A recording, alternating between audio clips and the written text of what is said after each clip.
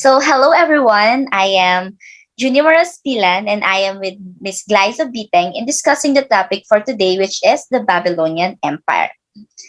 The Babylonian Empire was one of the greatest empire that dominated the region of Mesopotamia. Many aspects that were unknown about these people were finally recently exposed, thanks to the work of archaeologists and specialists who managed to decipher the information contained in baked clay tablets and other inscriptions. In the tablet, they had only written about their own history and art. They refer as well about the important aspects in the life of the entire region of Mesopotamia and the cultures which way they had a broad contract. Babylonians write about almost anything, which is very fortunate for us today. Otherwise, the memories and important knowledge of that ancient civilization would have been forgotten. Of course, we have 5 points to discuss, which is the geography, government, culture and religion, society, and the Babylonians' technology and major contributions. We're now going to start with the geography. The Empire of Babylonia occupied the middle and southern part of Mesopotamia, situated between the Tigris and Euphrates River in the present-day Iraq, which about 50 miles south of Baghdad, south to the Persian Gulf. So basically, Iraq was the center of civilization in the past. According to the historians and archaeologists, Babylon is a real bricks and mortar place at the center of the vibrant Mesopotamian culture. The king focuses on completing strengthening the city's defenses, including digging a moat and building new city walls. So moat is a depression. Moat is a depression surrounding a castle. The purpose of moat was primarily to protect castle from attack. As a defense mechanism, moats were very effective. The Babylonian Empire is also known for many beautiful and lavish buildings. So they have Ishtar Gate, which is the main entrance to the city. So bongga ng entrance nila. The gate is nearly 50 feet high and 100 feet wide, made of jewel-like blue glazed bricks and adorned with bas-relief dragons and young bulls. As you can see in the picture, that is the Ishtar Gate. And this is dedicated to Ishtar, the goddess of fertility, love, and war.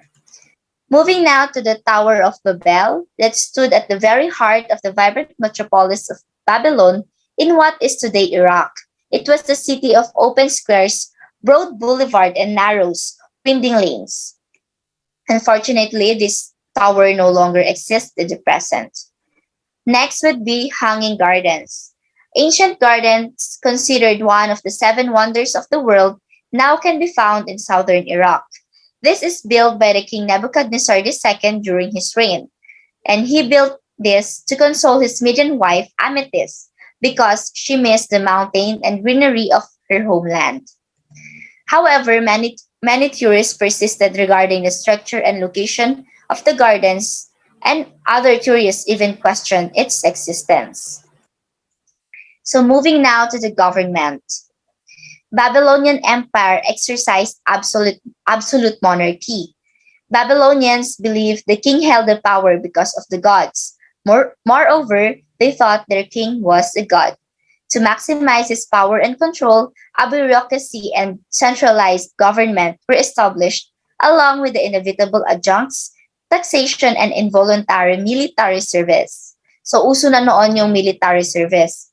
Designing a large bureaucracy government system means bringing the smallest details of every facet of government activity to the attention of the king. One of the most successful rulers of Babylonian Empire is Hammurabi. He was one of the most famous rulers of antiquity. It was Hammurabi's sustained military success and transformed the relatively prosperous city-state into a major regional power. For the information of everybody, Hammurabi in many ways also served as a model for how to combine military power, diplomatic finesse, and political skill to build and control an empire. So they had a Code of Hammurabi, which is the Babylonian legal text. This is a collection of 282 rules and this established standards for commercial interactions and set fines and punishments to meet the requirements of justice. So Hammurabi's code was carved into a massive finger-shaped black stone stele that was looted by invaders and finally rediscovered in 1901. As you can see in the picture, it was the Code of Hammurabi. So it was one law in the Code of Hammurabi said, if a man put out the eye of another man, his eye shall be put out. Later, historians summarized Hammurabi's code with the phrase, an eye for an eye, a tooth for a tooth.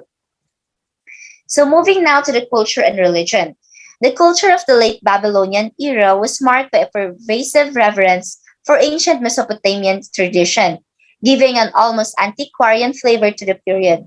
When we say antiquarian, it means it studies or collects antiques or antiquities. The king devoted huge resources to rebuilding historic temples and promoting age-old religious rituals.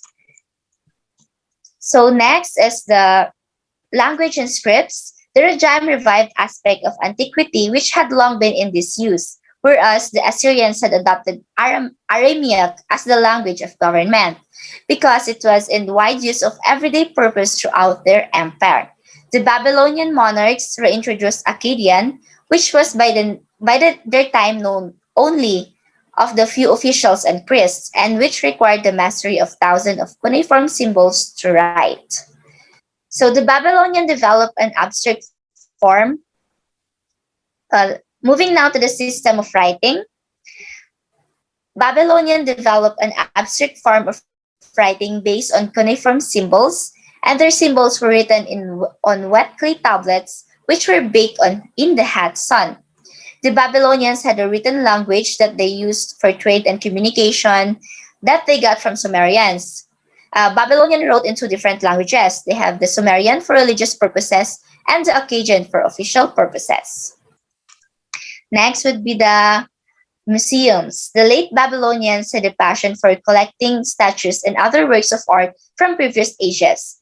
This confused archaeologists who were first to uncover ancient Mesopotamian sites as they found pieces which had clearly been made hundreds or even thousands of years apart, which were located in the same place. Later on, they eventually realized that they had uncovered what can only be described as museums, where pieces from throughout Mesopotamia's history had been collected, stored, and no doubt displayed. It is important to note, however, that the late Babylonian period was not exclusively one of defending past against encroachments from mere recent developments. The late Babylonians preserved ancient Mesopotamian knowledge, but they also advanced it. This can be seen most clearly in the sciences, notably astronomy. Astronomical observation continued to be made, a process which did not stop with the loss of independence under the Persians. In fact, Babylonian astronomical knowledge continued being refined under the Persians and then the Seleucids. It then merged with Greek scientific knowledge to provide the basis of the works of such great scholars as Ptolemy. May we now give the floor to Miss Glaiza Biteng to discuss to you the rest. Okay, thank you, Miss Aspilan. Now let us discuss the religion. The state religion of Babylonia involved large cults with big temples and numerous personnel, while the religion of the private individual was involved with magic and sorcery. The state religion revolved around the great gods of cities who were ranked in an order corresponding more or less to the political status of their cities. Marduk, god of Babylon, he was king of gods, and he was chief of the Babylonian gods. Because he was the city god, he had not only a temple, but also a huge ziggurat to him. According to Babylonian legends, the gods had built the ziggurat and temple. The temple was called the Temple of Esagila. It is the most important temple complex in ancient Babylon. The Babylonians had many gods. These gods reflected the various needs and fears of the different peoples. It is in their belief, and they built great monuments to adore their many gods. They need, as other ancient civilizations, the urgency of being protected from the climate change and natural disasters. They claim to the gods for good outcome in battles, and the religion serve a purpose as well as justification for the slavery and the respects and servility toward the figure of the king. Now we have the most important gods represented in the Babylonia temple. We have Anu. During the more ancient times, he was the main god. He is the god of the sky or the god of the highest heaven. And Enlil, he is god of weather and storms. He is the son of Anu, carrying the tablet of the destinations that control the future of all beings as was Babylonian believed. And he ended up replacing his father as king of the gods. Ea or Enki is the god of magical knowledge.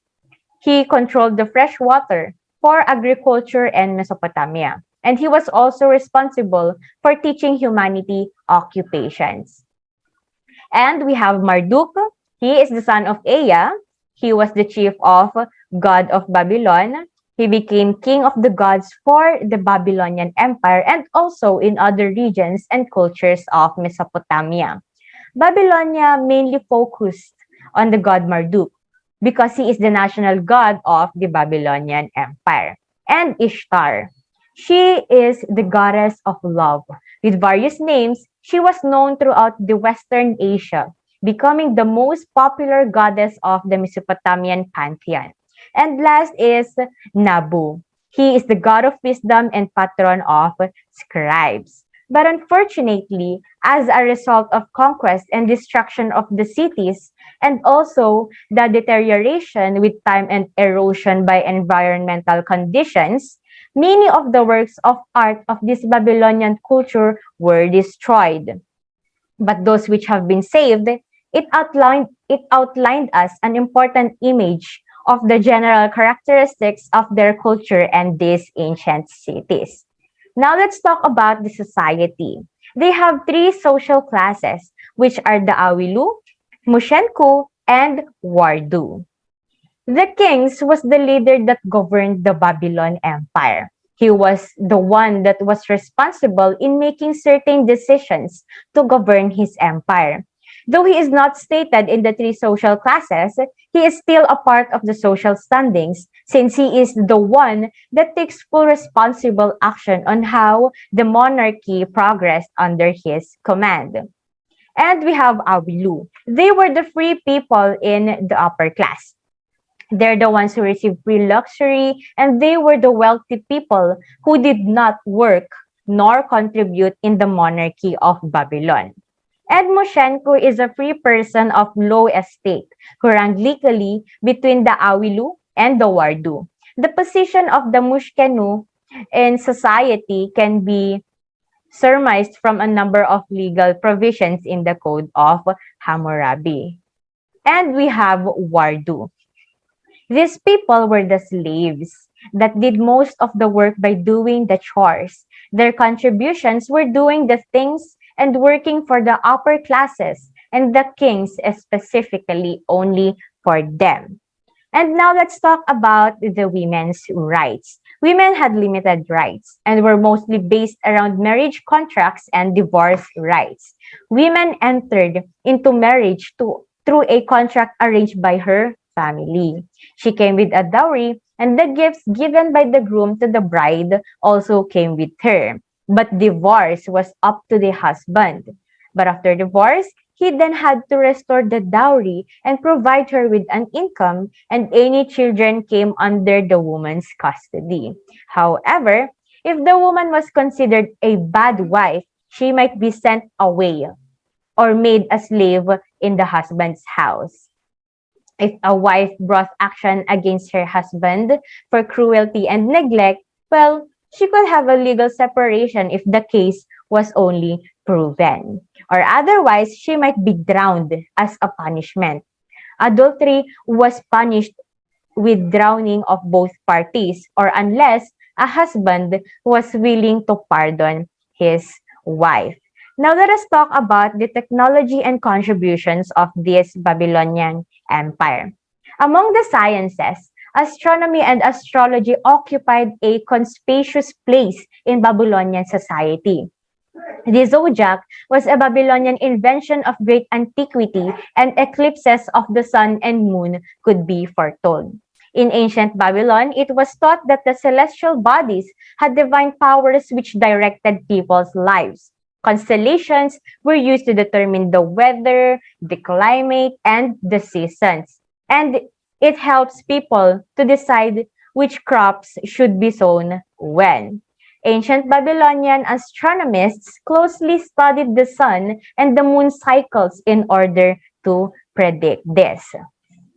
Mathematics has always been a part of human life, and the Babylonians developed many advanced mathematical theories which are still in use today.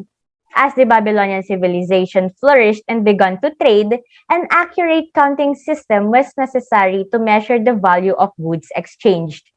The Babylonians created the concept of counting and originated the sexagesimal number system.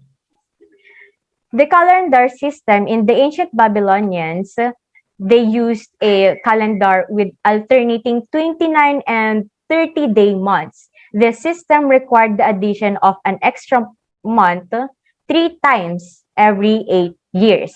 And as a further adjustment, the king would periodically order the insertion of an additional extra month into the calendar. Because the Babylonian calendar was a lunisolar calendar based on the lunar phases, which was used in Babylon and surrounding regions for administrative, commercial, and ritualistic purposes.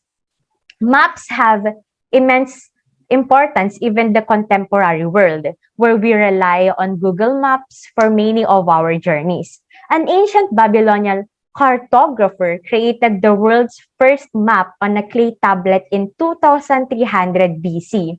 The map covers a small region of Babylonia during the Akkadian. This shows trade routes and was used as a reference during military campaigns, huntings, and exploration. And the Babylonian map is circular and depicts mountains, rivers, canals, and swamps.